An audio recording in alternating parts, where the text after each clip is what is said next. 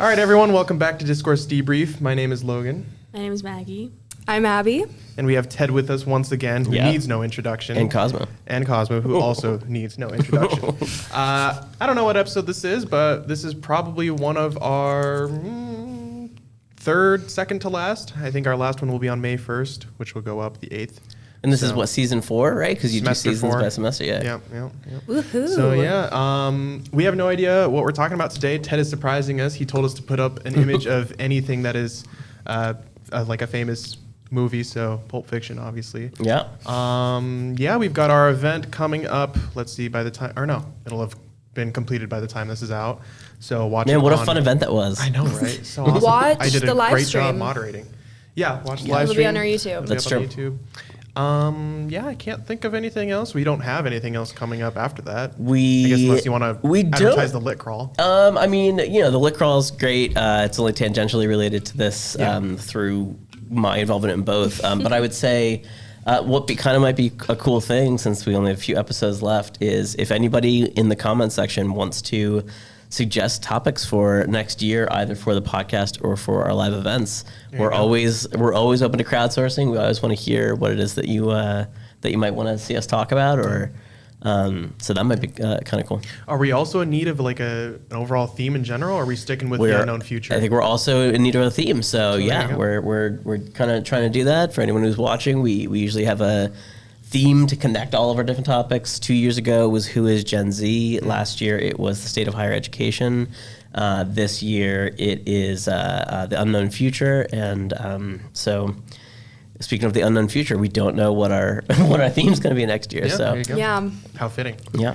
All right, well let's get started. What the heck are we doing here?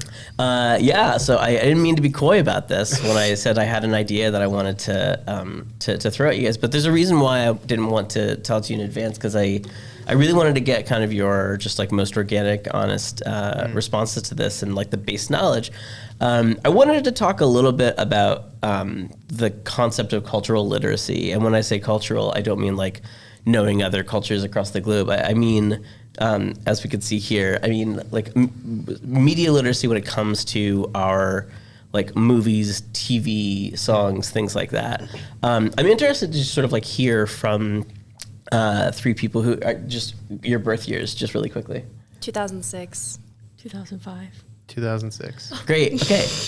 So Maggie's ancient. but this is great. So like, because I think that I want to just kind of hear what that experience is like, because I think one thing that doesn't get talked a whole lot about that I think is such an important thing that I feel is getting lost, but maybe I'm wrong, is the loss of common cultural references and like a common cultural language, because the way that streaming services and our entertainment in general has leaned so heavily into curating and customizing very specifically what it is that your preferences are and just recommendations, and you're not necessarily getting siloed.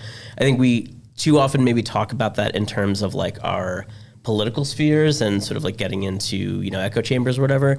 But I think things like this, I think that there's a sociological principle that does seem to suggest that if we are able to kind of like cross those political boundaries because we all, we're watching the same show at the same time, or like think that there is something to be said for that being something that was really important about a unifying principle of different people across different political spectrums or areas or whatever, because we all were talking about the same entertainment and media at the same time. And I'm just wondering, am I wrong? Like, am I just so out of touch and old and like there are actually these big cultural touchstones that are very much a centerpiece of this upcoming generation? B, if there aren't, do you guys feel that as an issue, or is it totally kind of like feeling okay to have those things be customized? And C, like, are there ways past what this possible issue, but possible not issue? So that's kind of like a lengthy intro, but it's only because I didn't tell you guys what we were doing. But that's why I didn't want you guys to like go research this stuff before, and I just wanted to kind of like know what is your base cultural knowledge, like how much of like past generations like entertainment and media and stuff do you guys have awareness of, or not even past generations? I sometimes feel like some of my students don't know like trends from like 5 years ago. So like I don't know. So go ahead. That's me. I feel like a lot of my understanding of like the cultural touchstones from past generations comes from my dad. Okay. Like he would always put on an older movie. Like every Christmas we watch Die Hard. And I know that's not like a super old movie, but it's... Or is it a Christmas movie? It is a Christmas movie. But like my favorite two movies are Ferris Bueller's Day Off and The Princess Bride. Okay. And so those aren't recent movies that came out. 3 80s movies. That's great. Yeah. But yeah, so a lot of my knowledge of that comes from what my dad has shown me. And then I think that there are still some cultural touchstones that everyone can relate to, but mostly it comes in the form of like rapid social media posting. And so what I mean by that is like we all know who clavicular is and like looks maxing and all that kind of stuff. And that's a fairly recent thing, but we also might not remember a couple months ago what the big thing was because of how fast social media moves. Right. So we all know in the moment what's popular, but we can't really reference anything from the past because it leaves our brain as quickly as it enters it. Yeah, no, I think that's really like I would say the same thing. I think that all of my like the culture, the iconic things from past, they all come from my parents showing me and all of that.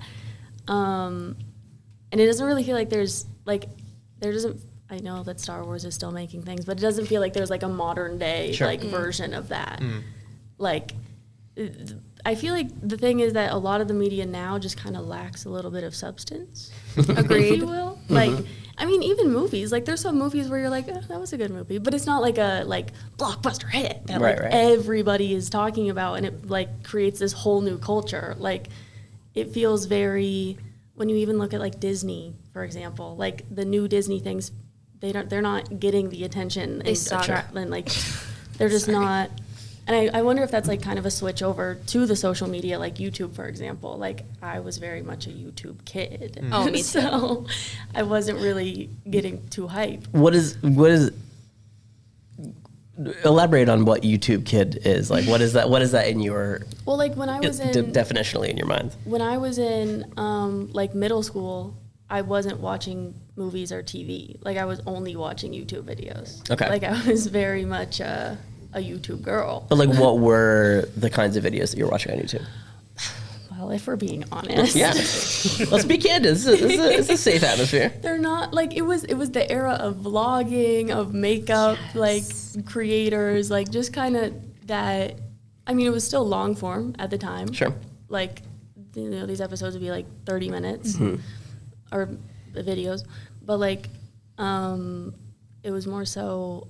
They were still very like fast paced though. Like it was still very overstimulating, if you will, like these vlogs and all of that.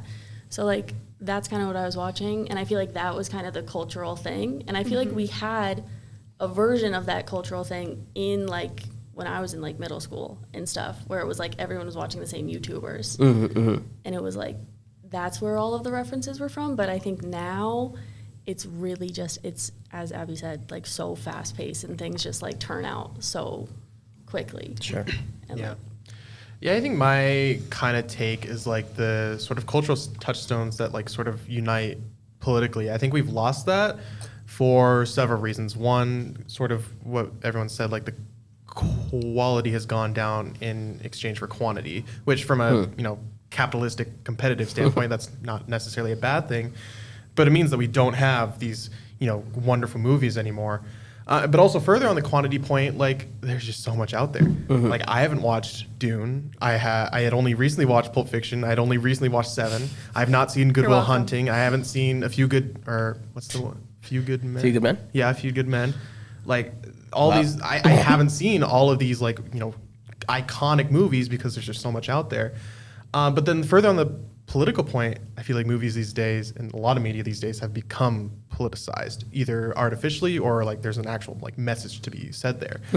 Like Maggie brought up Disney, like all the outrage is like, oh, the Little Mermaid has a darker skin color now. Like we got to boycott this. And I feel like that's kind of fueling. So when you say that they become divide. politicized, you don't mean that the creators of the media are politicizing it. You mean like the response to it just ends up being I think there's both. because I don't think there's anything Well- but like inherently political about just having a black actress play Ariel, right? Right, But like, so, yeah, but it again- becomes a political like culture war thing Yeah, when there's both like artificial politicization, and then there's like, oh, there's obviously a message that's trying to be, sent here. And I think it probably depends on the movie, and it depends on, whatever people are upset about. Yeah. Well, what I think is interesting with that point is I actually think that older movies that like have these like empires pretty much, they were a little bit more like straight up Yeah. a political message. For sure, Like, probably. They were. So Do you think they were just more subtle about it, maybe? No, I think No. that I mean stormtroopers, like this, like Star Wars and Yeah. like all of that is straight. There's no other way to like. I mean, kind it's- of look at that movie. I mean, It's a Wonderful Life that's about as anti-capitalist a have seen movie that. as Yeah, you so, could like, imagine. there were a lot of these like iconic movies and everything were very clearly a political thing and like a commentary on it. And so I feel like now I don't know what it is. I don't know if it's like I feel like we kind of started stepping away from it. Like we don't want to step on anybody's toes. And so anytime that there is like politics in any kind of media, people are like, I don't want to I don't want to engage We're afraid in to that. like own it. Yeah, all of that. And I'm like, all of the movies that our parents watched and their parents watched, they were like they were all political. Yeah, I mean, lest we start veering into making into a political conversation, because again, I think this is what I think ends up happening is I think we do tend to start talking about like the sort of like political ends of these things, and I think I think you're totally right. I mean, I have my own ideas that I always talk to my class about injecting politics into your art, and the way that sometimes that can actually create just incredibly bad art because all you're trying to do is like push a thesis. But I just want to return to, so Maggie, you had said before, I want to be clear, like I'm not talking about necessarily quality. Like I don't know that a lot of like the big iconic movies, like it's like, okay, Friends, for instance, right? Like Friends was a show. It was a show that like everybody watched. Like we all watched it. That we all talked about the next day at the water cooler or whatever. Friends wasn't a bad show by any means, but it was not. It's not winning any Pulitzer prizes, right? Like it's very clearly like Logan feels very. Oh, I love it. But like Princess Bride is another great example. It's like fluff, yeah. It's like, but it's supposed to be, right? Like Princess Bride is a great movie. But the production was kind of like No, it the, was the not. scene when they're falling down the hill. Okay, but mind you, this was also like filmed in the 70s and 80s. Well, sure, but that's kind of the point is they don't need to be these, $100 million budget Marvel movies to spark some kind of conversation. I don't even necessarily mean like the quality of the production as much as I'm just saying like the substance, like as you're saying with like the political stuff. Like I'm not necessarily saying that as much as I'm saying the fact that we were, no matter what it was, like even as you were saying, like those like YouTube videos, at least it was something you were all watching, right? So one of the reasons why I had thought of this as a topic is I was talking to Reese after the event, and I was talking about how when Sex and the City came out in the 90s, all adult women at that time were like, okay, we're going to categorize each other like, you're a Miranda, you're a Samantha, whatever. Like that was the whole thing. And Reese was like, oh, I don't think that we really do that because Sex and the City isn't all that popular. And I was like, oh, do you guys still do it with any other kind of media? And then she started talking about the different Harry Potter houses. Yeah. And it's I was more like, millennial though. well, yeah, but what was interesting to me was like, that's something from when you were kids, right? Because that's the last time that there was a sort of like gigantic unified, like I don't hate on me, don't cancel me for this. Like I don't think Harry Potter is very good, but like it was something that everybody was reading, everybody was watching, right? Like so that's what I'm saying is like it was something that unified everybody. It got like everybody can reference it, and I'm wondering, is there like Barbenheimer? The reason why it was such an event is because it was the exception that proved the rule. It was like the first time that everybody was going out to the movie theater and going and seeing this thing. So and I watched Barbie. I haven't even seen Oppenheimer. And so I fell asleep during Oppenheimer. So I guess that's what I'm curious about. Like, can you guys think of any in the past like few years? Not even necessarily again like quality things, but just like either music, movies, TV, like things that like everybody who is around your age, like, is like kind of rallying around, like they've all seen it. Even if some of them don't like it, they all know it. They can all reference it. They all know what each other means. There's a common cultural language. There was, it was a few years ago, Charlie XCX. You introduced these to me, but I already like was aware of the Brat concept. Summer. Yeah, exactly. That was like a big thing where I had no idea what it was, but I had at least heard of it. But like outside of that, I can't really think of anything. And I, like we talked about social media, I just think there's so many different things now competing for your attention that it's very hard to find that thing. I do think that it's kind of like it's bittersweet, if you will. The lack of, because when I think about music specifically, there's not that many people who listen to the radio anymore. So it's not like we're all hearing the exact same songs, but that is also great because now you can actually discover music that's different. Totally. And like you can find what you actually like, and it's not just what you're listening to on the radio. Yeah. Right. It's not just whatever the top 40 DJ in your city happened to choose to throw at you. Yeah. So it's like in that way, like I think it's nice, and then you can find a community within that group. But I wonder if now we just have more like we have just smaller, like more specific communities of like if you like this kind of thing, this is your vibe. It's been then like nichified. a full everybody of this age range. Yeah. Well, go ahead. I do think there is something that everybody of the age range does know, and that's slang stemmed from social media. So like 6, 7, like not to like, but that was a big thing that everyone knew about, or like all of the Visco Girl stage where the But can I ask this? Like, but to your point from before, do you guys feel in 3 years that the college students in 3 years are gonna be talking about 6, 7? No, I mean I think something like that is something we will remember, but I don't think it's going to be used. I think we'll look back and be like, that was ridiculous. Oh, I agree. But I think it's something we're definitely going to remember. Like, I think a really, like, I really was like, wow, that was community. Like, looking back, that was community. Was the 2016 Black Beatles Mannequin Challenge. Yes. Where it was the Black Beatles and there's any, don't copy me. But, where like everyone froze, like that was kind of beautiful. That was like dabbing. Dabbing. Like it was kind of like Gangnam Style. As stupid as you can say it was, like I feel like that there was actually some level of interaction. I think that like in order to speak about this, we have to just point out the fact that people just don't really interact with others anymore. Sure. Like, I think a really interesting kind of example of this is I told my parents that Abby and I had completely finished Friends, and we did it in like 3 months. Yeah, it's pretty impressive. And my mom was telling me, like, yeah, back in the day when they were growing up, it was Tuesdays at, 7 p.m. And if you weren't there to watch it, you didn't watch that episode. Thursdays at 8. Thursdays, sorry. Must see TV. Yeah, so I think the fact that we have the ability to go back and watch anything, like not just Friends, but like anything from, How I Met Your Mother, The Office, Seinfeld, and we can watch it whenever we want, as many times as we want.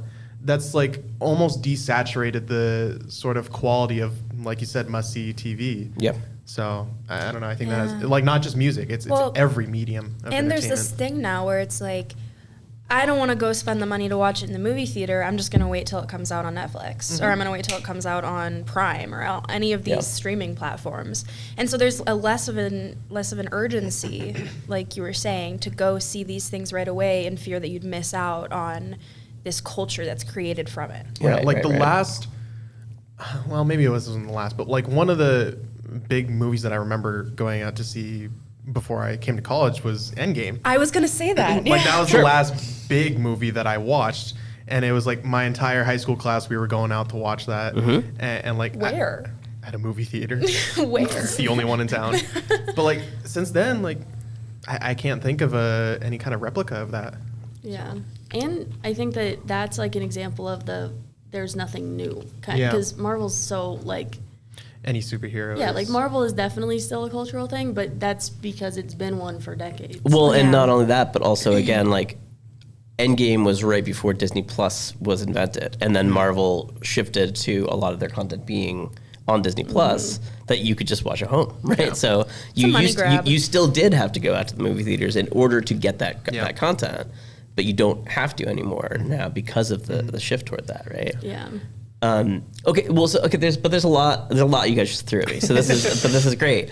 So one thing that I want to kind of like hook into, Megan, to your point, like obviously the flip side of this coin is that there are niche communities that are being able to not only like find art that speaks to them, but also make art. We have other like filmmakers and people like that who are able to make very, very specific shows that are about and for and by them, right? And so I think that's obviously a huge thing, that we don't necessarily have to be trying to hit do you guys know what the 4 quadrants are? Nope. This was like a thing back when people would make these like big studio things. They would only, like, a project would only get greenlit if you could hit the 4 quadrants of an audience. And I can't remember what it is, but it was like adult women, adult men, kids, something like whatever it is. So, and it was like if you have that, so that's why like The Princess Bride is so neatly fits into that, right? Like you don't need to be squarely in one of those, and that isn't necessarily the way that studios think anymore, because they go, why do we need 4 like 1 quadrant's fine, or even like an eighth of that 1 quadrant, like that's okay. So yes, there's something I think that's really great about that. But the reason why I brought it up is, again, it's about being able to use culture to talk across those communities, right? To go like, oh yeah, you had a totally different sort of like life experience. You completely have, a different, worldview or whatever, different values. But I think it's one of the reasons why sports are still so popular, because that's the kind of thing that like everybody does still, like.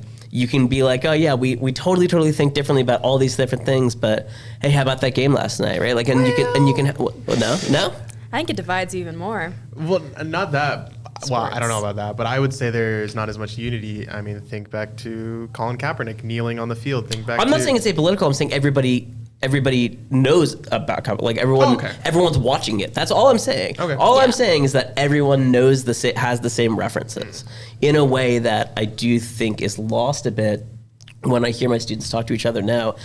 I hear them often saying, oh, have you ever seen blah, blah, blah show? Because I'm watching it right now. And the other one will be like, no, I've never even heard of that. And that just wasn't really a thing until fairly recently. And it used to be like, I teach creative writing. And one way that we, if we were ever talking about 2 characters who had an on-again, off-again relationship in a story that somebody was writing, we'd be like, oh, they're like a Ross and Rachel, right? Well, like, they won't. It was it was like a very easy, quick reference that we all got, and then we can kind of like move the conversation forward. And that's kind of what I'm talking about. Yeah. It's like, that feels like it's like kind of like getting stuck a little bit. Which leads me to the other thing that you guys were talking about, which you said, Abby, like, it sounds like the references that do exist for that are primarily like social media trends. Yeah, 100%. Which don't necessarily have like a narrative meaning to them, right? Like, so you can't necessarily go, oh, this is like that Seinfeld episode. Like, well, the thing that's happening to us right now is just like that episode of Seinfeld when blah, blah, blah, or that episode of Always Sunny when blah, blah, blah. Like, you can't necessarily do that. I'm hearing my parents right now. As much as, but like, you know what I mean? Like, as much as like, you can't be like, oh yeah, this is just like the blah blah blah TikTok dance. Like it's not resonant of things that are happening in your actual lived experience. And right? it's not like our generation is watching less of that stuff. If anything, we're probably watching more.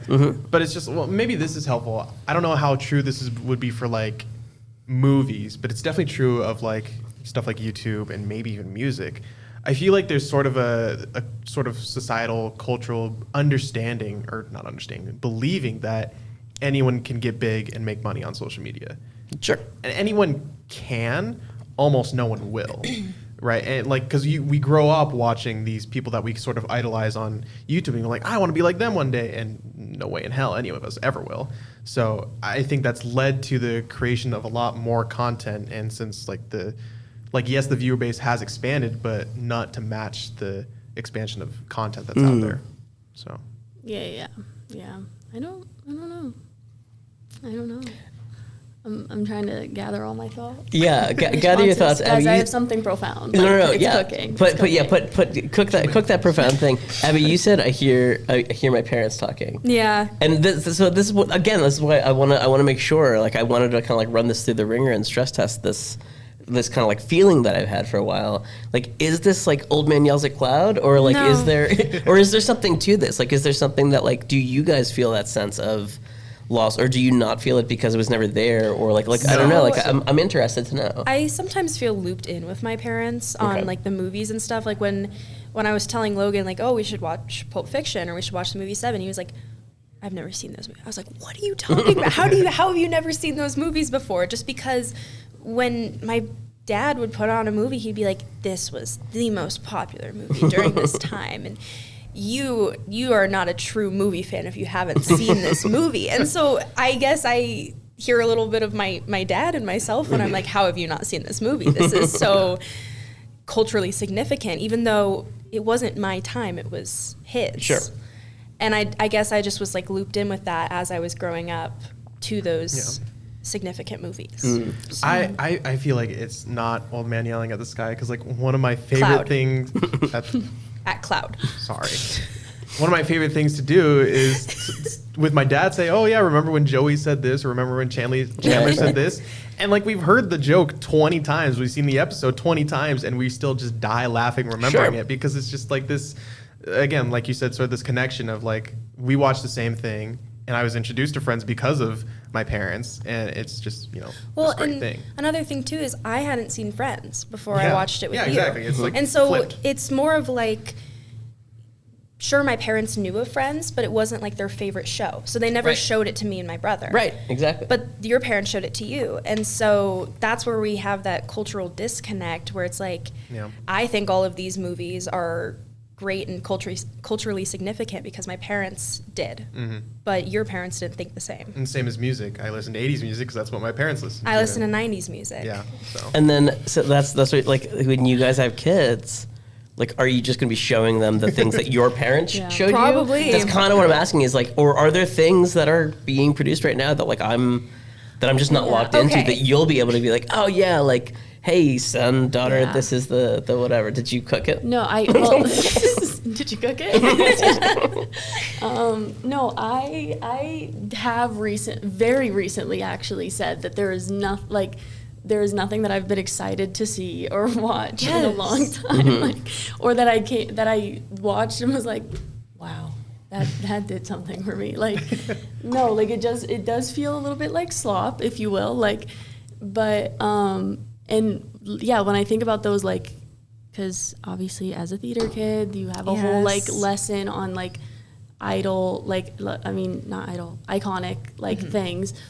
And yeah, we only ever talked about, and this was a conversation that we had in that theater class, like what is iconic now? Like what's like like what's ours? What's our I thing? don't even know. Like what's a line or like a hand gesture or just something that's like iconic now?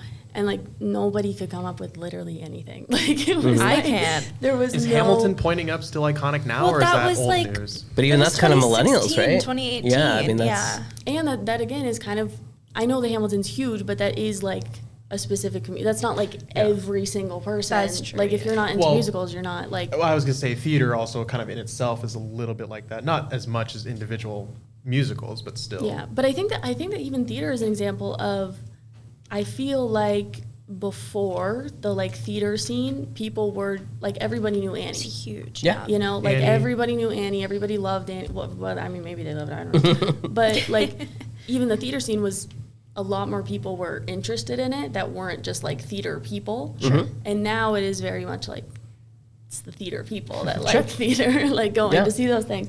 So like it's not, I don't know, there's just not, it's just those groups again.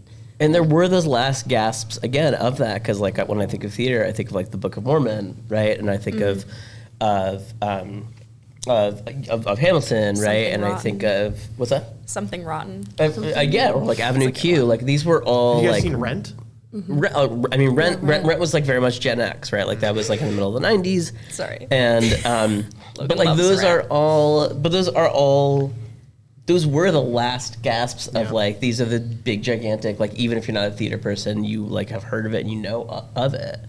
And it kind of like, I a little bit blame of some of this on my own generation, because I think we were the ones who kind of were demanding some of that more curated kind of content, and we were the one, like, 'cause we as the ones who were adults when, like, as soon as like that internet stuff started coming out, like we started going like, oh yeah, and we were the ones who I think reduced art to kind of memification in the first place, and then kind of passed that along to you guys, and I think that's a little bit on us too, and that is it also makes it a little bit tough for me to enter into the conversation. But I was gonna say I kind of remember there is something that we all know to do with social media, and that's Vine.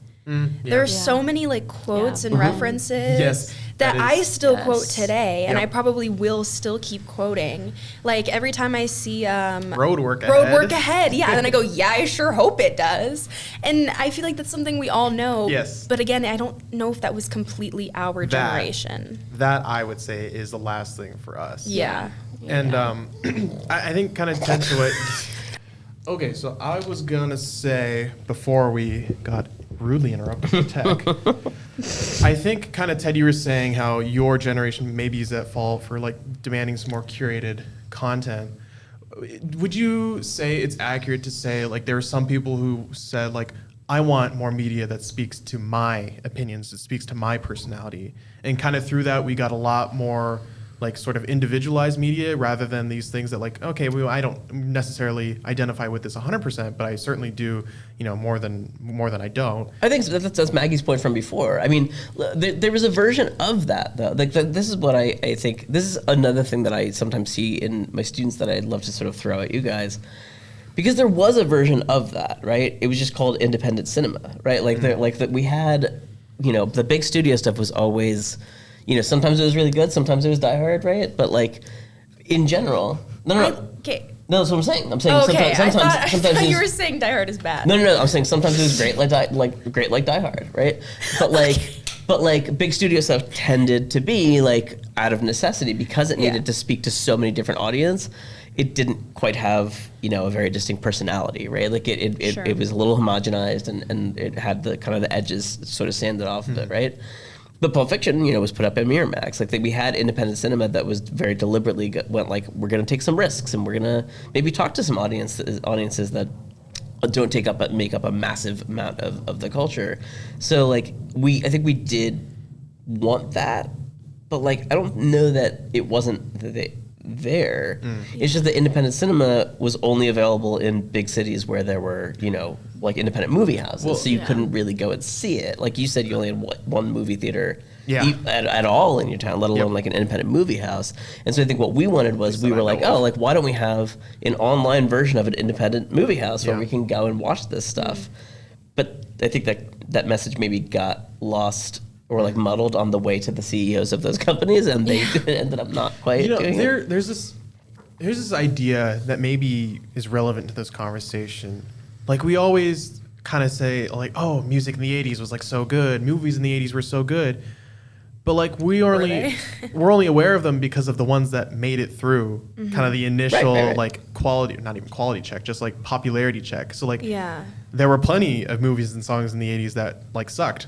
We just don't know about them because they sucked. Or there were movies that only really catered to a niche audience. Like I don't know, correct me if I'm wrong, but Dazed and Confused is not really a movie that everyone knows about, but my dad loved it, so he showed it to me. Or Snack Shack, or Days Confused was a bomb at the time, but is like a like legendary now, right? Yeah.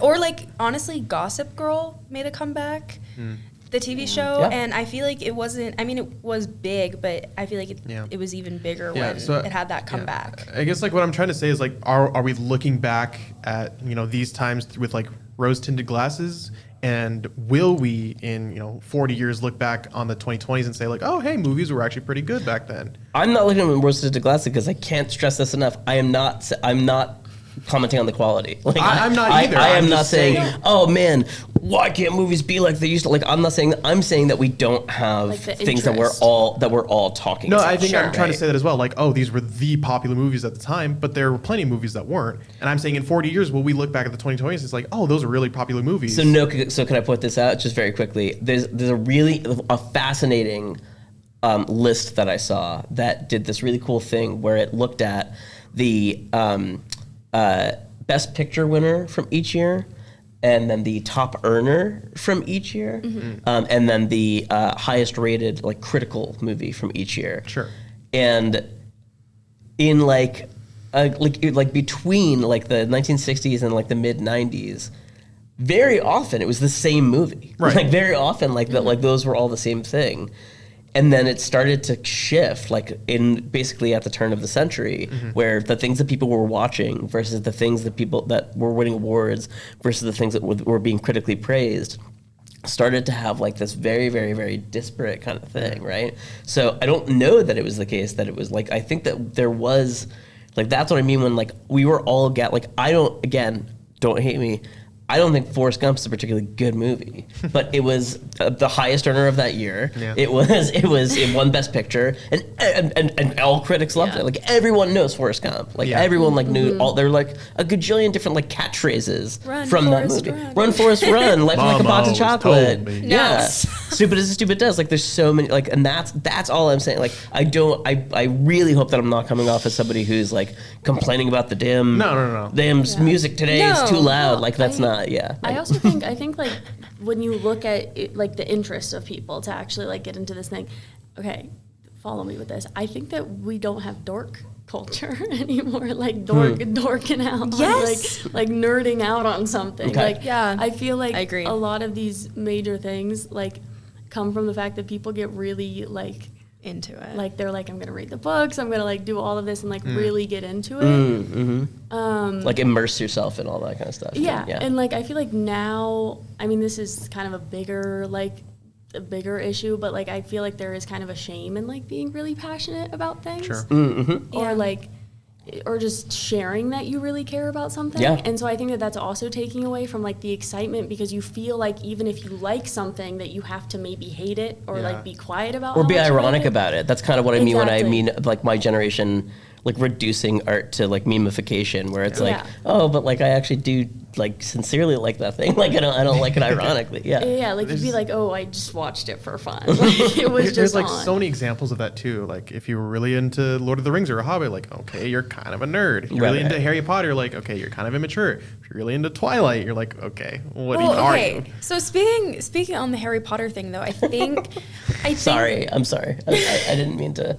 I know, but I think things like when they are made to be popular in media, then people come forward and say that they like it. So, for example, in 2020, Draco TikTok, where they were like edits about Draco, and all the girls loved Draco, even though it was like a movie. The man is old now. And he's a bad guy. Yeah, and so everyone loved that, and then there were like fan fiction things written about him, and then other more niche communities of the Harry Potter world started to come out more, and then all of a sudden it stopped. And then now it's like embarrassing to like Harry Potter. Yeah, like I feel like now because of social media, like just in all aspects of everything, you wait for a signal that it's okay to say something. Yeah. Like you wait for like, okay, how is the general? And so I feel like before social media, yeah, of course there were nerds and like there were people who maybe they were less popular or something, but people felt more comfortable like just saying how they felt about something. Yeah. I feel it. I mean, I wasn't there. But can I ask a question? Especially because we're talking about Harry Potter. I'm wondering, do you guys feel that any part of that, like reticence to either dedicate yourself to something or to announce your dedication to it, do you feel any part of that is because of like the possibility at any moment that your favorite artist might turn out to be a real shitty person, like that, like J.K. Rowling is like an awful transphobe, or that like I deeply love Kanye's first 4 albums, and I'm like, I can't wear my Kanye sweatshirt anymore, and it's not like a, oh, why can't I wear it because I don't want to be canceled? I'm like, I don't want to wear it anymore. You know, because now I feel like, oh, that kind of sucks. Yeah. So like, do you feel like that's at all part of the reticence to like dedicate yourself? I feel like there's a lot of moving pieces there. Yeah. No, I agree, especially when it comes to like people in general that you idolize, like artists, actors. I feel like people are fine resonating with a character or a movie in general, because you can't, it's really hard to cancel a character or a movie because they're not real. But people, I think there's a less of like idolization of people specifically. Now. I just feel like people just don't like, because even like, like with the new Harry Potter coming out, it's like there's a lot more people who I don't think are going to watch it because of that aspect. And like, that's okay. But the thing is, like, people still resonate fully with Harry Potter as like the cultural shift, Right? The chokehold it had, really. Yeah. But like, and just kind of that thing. And I think, I mean, not to like change topics, but like with remakes and like how much of the movies are remakes that were in like shows, because that's annoying. Like I think that's why it's hard, because a lot of the things that are coming out is just like live action of this cartoon. We've already seen it. Remakes, sequels, prequels. Something similar to that is like cliches. Like back in the 80s, were there really cliches? Like the aspects of the 80s that we now recognize as cliches were created in the 80s. Sure. So like that's kind of another thing of like, oh, your superhero movie's like, okay, it's pretty obvious what's gonna happen. Like it's not even a remake, it's just like the sort of plot and the storyline is repeated on and on and on. And to go off of that, like, I hadn't seen Friends, right? But I literally guessed exactly what was gonna happen because of the cliche that Friends made. Yeah. And so I was like, oh, I bet this is gonna happen because I've seen it a million times before. And Logan was like, this created it. And I was like, oh, well, I still guessed it. Yeah. Well, yeah, I mean, it didn't, though, right? Because Yeah. like before Friends, there was Cheers, and Cheers had Sam and Diane, and that was also like a will they, won't they, on again, off again thing, and so that's my point. I have no clue what that is. Well, but my point exactly. Like Yeah. Cheers, I cannot stress to you guys how insanely popular Cheers was. Like Cheers was. Like it ran for 11 years on NBC. Friends only was created because they were like, Cheers is getting canceled. We need something to replace it. Fill the void. Yeah. It was No, that's a Boston visit staple. Yes. The little Cheers. Yeah, the Cheers bar restaurant. for sure. Yeah. I mean, Frasier. If you guys know who Frasier was a character on Cheers, and that Frasier was on right after Friends on like when that premiered. My point I'm is, sorry. no, it's okay. But my don't point know. my point is like those like. Friends maybe did it in a different way, but that's again what I'm saying is like Friends was not by any means like masterpiece theater. It was a good show. Like I liked it. I can quote you every single episode. I've seen every episode like 20 times. But like we were all going, oh yeah, like we oh man, like I really like that girl. She might be my Rachel, she might be my lobster, right? Like, My lobster. Yeah, like and we had those rivals and we all knew them, right? And that's the thing that like I think is it's really tough sometimes to like it was different when like the first year I taught here in 2000. I'm not going to say the year. The first year I taught here. There were moments when I realized, oh, like my references are like a little bit lost on the students because they're a few years younger than me. But now, like their references are getting lost on each other, and that is the thing that I think is it must be tough. And like I think that there is something that we don't talk about enough about that last lack of unity. There's an aspect of like, say, Friends, say even Harry Potter, like you kind of develop some kind of connection to the character, sort of what you were talking about. Versus now, like it feels like there's more of a focus on like, oh, graphics, action, like set design, costume, and all that, rather than like the character itself. Do you think that maybe plays a part? I mean, the obsession with like with CGI and special effects and stuff started very much in the early '90s. It was really with like Terminator 2 when James Cameron had developed that technology, and then the year after that, Jurassic Park came out, and then that started to really kind of dominate. I mean, I'm not a huge like Spielberg fan, but Spielberg very much was the person who created the concept of the summer blockbuster movie when he came out with Jaws. Like that wasn't a thing before Jaws. And then every single summer it became, okay, what's the new thing going to be? And then it became Star Wars and Indiana Jones and E.T. and like all of these different like huge like summer tentpole movies where they went, okay, what are we going to get everybody to go see that's going to be the behemoth? And again, that's why I think Top Gun from a few years ago and then Barbenheimer from the year after that. Like that's why people really felt refreshed by those things because even though they were based on like intellectual properties from a while ago, they still felt like a return to, oh, we're all sitting next to each other in the theater watching stuff. Yeah. Yeah. So I think what people do now, like our generation, you guys can correct me if I'm wrong, but we try to grasp onto these cultural references from years ago. And so what I mean by that is like me and my roommate, we decided we wanted to have like a girls' night and sit down, eat some food, and watch rom-coms.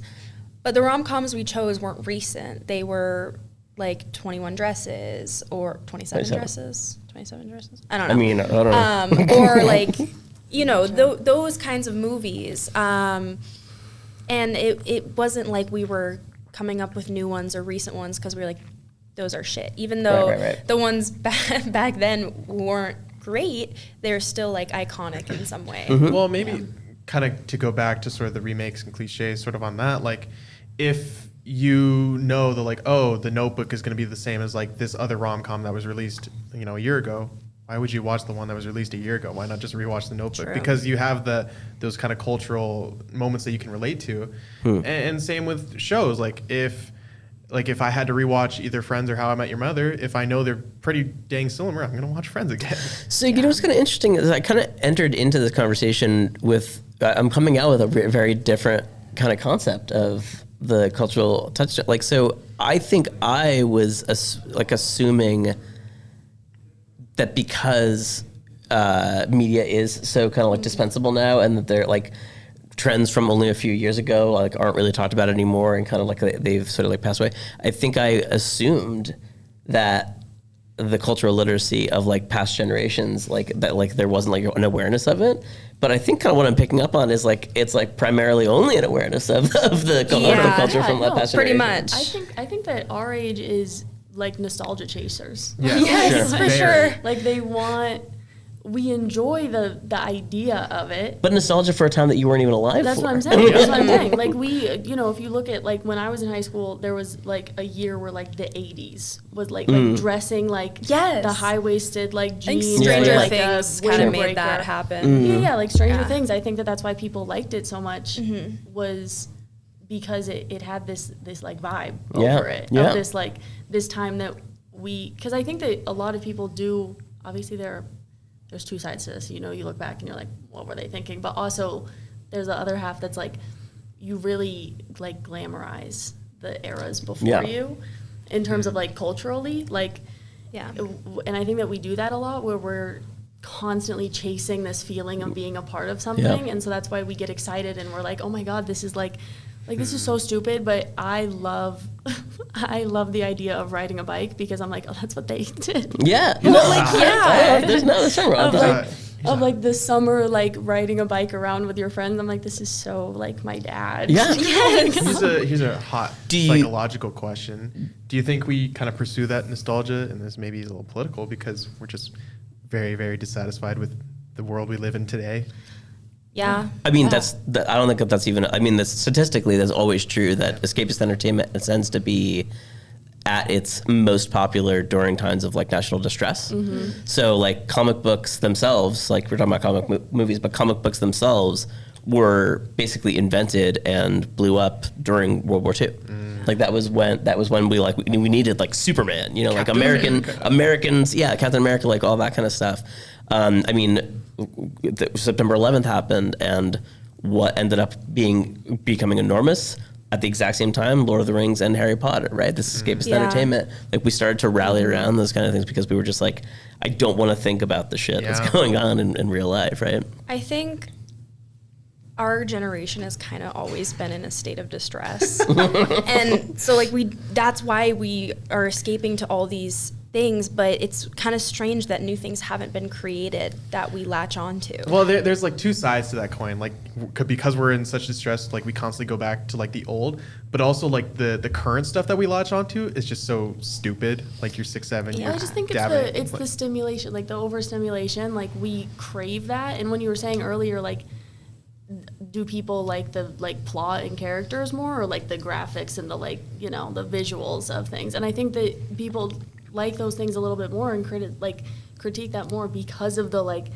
they're judging, is a good movie good if it keeps me entertained the entire time and it's never once boring. But I think that what's interesting about that Maggie, is that, like, you know, kind of to your point, I mean, the one thing that was different, I think, about other generations, and this isn't rose-colored glasses, this is, I think, just the truth, is that there were young artists who were coming out of those generations and going, well, no one's making the art that we want to see. Well, then we'll fucking make it, right? And so, like, Gen X, like, that was where, like, the whole entire indie boom of, like, Steven Soderbergh and Richard Linklater, who made Dazed and Confused, and like they all grew up during, like, and made those movies. And the millennials, like, we had our own version of those kinds of, like, filmmakers and singer-songwriters and all that kind of stuff. I feel like I see it with musicians kind of in your generation. Yes. I do definitely see, like, definitely a lot of music. that. Yeah. I don't know that I know who like the artists and filmmakers and things like that are from your generation. I know from music, and this doesn't have to do with our generation, but the best example of, you know, distress creating these new and immersive things is the Beatles. They all grew up during the Depression, and they made that music, and obviously that was the massive. And put it during the '60s, which was a very tumultuous time, right? Yeah. I think about Queen with the new something different kind of thing, and specifically Bohemian Rhapsody, where it's so like different than anything I ever hear. But to get to your question, like this generation, I'd say Phoebe Bridgers, for me personally, is different. And I know she takes inspiration from, oh God, who is it? I can't think of who it is right now. My dad would kill me. But it's something like how it kind of connects. Smith. Yes, Elliott Smith. Yeah, and it kind of connects generations. And I literally heard my dad blasting Phoebe Bridgers' song while he was taking a shower, like coming from his room, and he comes out, and I'm like, you listen to Phoebe Bridgers? He's like, yeah. And I was like, I listen to Phoebe Bridgers. And he's like, wow, that's so crazy. And so it's one of those, for me, it's one of those things that's different, but it still connects generations. Well, but even not even that it has to be different. I think of, you know, again, this is what I'm talking about when I mean, like, it doesn't need to necessarily be, like, political or substantive. Like, Sabrina Carpenter is massively popular, and she's a Gen Z musician, and she is somebody who I think everyone knows the songs, right? So like that is, but I'm one, like, I think that's kind of the anomaly. I think that's far less common and less commonly happening. Yeah, and I think that it's also, when you think of, like, the genres of it's just the people. I don't know why, like, because we have created more content and, like, differing content. But, like, we've really gone, like, the biggest people that everybody knows kind of sound the same, like all of them. And, like, there isn't, like, when I hear what my parents were listening to, like, they really were listening to every genre, like, even like and songs of, like, the top 10 songs of a year could be, like, rock, but it could also be like a pop song, and it could also be like and now it feels very like it all is kind of the same, like, pop, and I like it, but it's not like I think that our like openness for something different, like, as much as we're chasing, like, being different, to be honest, like, our openness for it is very not there. I mean, kind of performative. I mean, back to the subject of problematic artists who, like, but, like, still to this day, the #1 highest selling album of all time is still Thriller. And Michael Jackson made that. And the reason why is because Michael Jackson and Quincy Jones sat down. They went, let's make a whole bunch of songs that, like, can't be categorized. Like, they can't, like, they're kind of pop, but they're also kind of rap, but they're also kind of rock and roll. Like, they're just, like, a little bit of all of these things, so that everyone is just going to kind of rally around. And I don't know that we have a lot of that. But it feels very, like, and even in the different genres, like, the top 5 rap songs kind of all sound the same. The top 5 pop songs all sound the same. The top 5, like. Well, you guys love your auto-tune. Like, I gotta say that is a your generation thing. Like, you guys love your fucking auto-tune. I don't love it. That's why I listen to music that doesn't have it. Even, like, the tempo and, like, the, like, just everything about it is very similar, and so we're not. Like, there's just not. It kind of feels all, like, bland a little, like, one-dimensional. I think I have a hilarious example of this. I love 80s rock for music. That's all I listen to. If you were to play me a song from one of the bands that I had never heard of, I could probably tell you what the band is based on the vocals, not even the vocals, based on the sound of the guitar. Like, but to your point, like I also do at the same time feel like if you listen to a genre enough, they do kind of start to blend. Like I think, I'm not gonna even try to name like. I get sort of bored of the same song because like, okay, this is just the same thing over and over again. There's this like build up, there's this guitar solo, and then back to another verse. And it's just like, okay, cool. It sounds cool, but it's getting old. And I think that's because our generation has sort of cut off like the different genres. It's only hip hop or pop, or it's only really rap sometimes that like we've kind of started to say like, okay, this just sounds all the same. But like I think what's weird is that like you guys are like simultaneously complaining about the lack of those things, but then also still listening to them.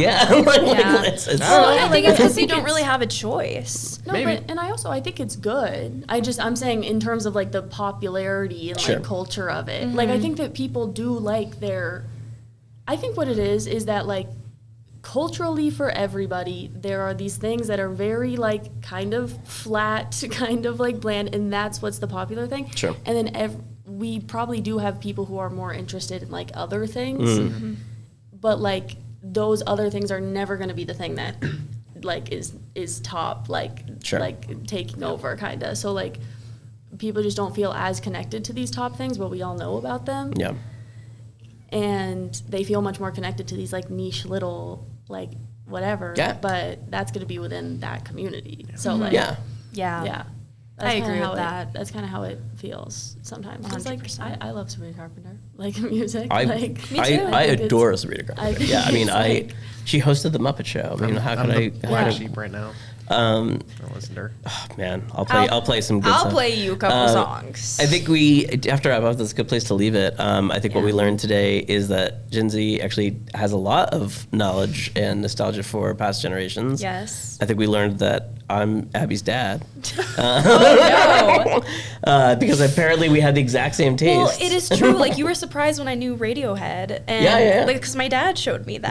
Right. And so, yeah. No, I don't think know. we need to. You know what else? Like just not to go into, but books. I feel like books is Bring like a back big one. books. Nobody reads, and I feel like when you Listen. think of like the biggest things, they all came from books. I mean, my creative writing Games. classes, right? Like the references that they throw out to each other, it's a creative writing class. So you would think that they were just, and they used to constantly reference like books and stories and stuff. They all only reference video games. Like they are like, oh, this is just like the storyline in blah blah blah blah. I'm like, oh, I never read that. And they're like, oh, it's a video game. Because as a very big reader, like I read so much when I was in like middle school and high school and all that. But I constantly read things and like, how is this not like this would be an awesome movie? Yes. Like this could be like an Avengers level type movie. Sure. Like, And like not to like really show my deepest darkest secrets here, but like fan fiction. There's some really good fan fiction. I've read fan fiction that's better than any other book I've ever read. And I'm like, how is this not a published book? No, it was some odd little Oh, yeah, 13-year-olds behind that. Whose I mean, 50 first Shades of language Grey isn't English. was Twilight fan fiction, right? This is true. Okay, but like that's bad. That's like a bad movie. We've though.